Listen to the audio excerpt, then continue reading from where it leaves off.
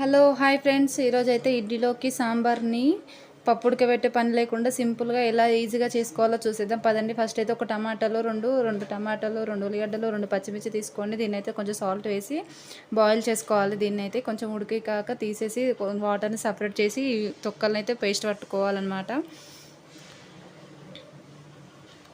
చూపించిన విధంగా ఇలా పెట్టేసుకోవాలి. మరొక ప్యాన్ పెట్టుకొని దీంట్లోకి అయితే ఉల్లిపాయలు వేసుకొని కొంచెం ఫ్రై చేసుకొని దీంట్లో కరివేపాకు, పసుపు వేసి ఫ్రై చేసుకోవాలి.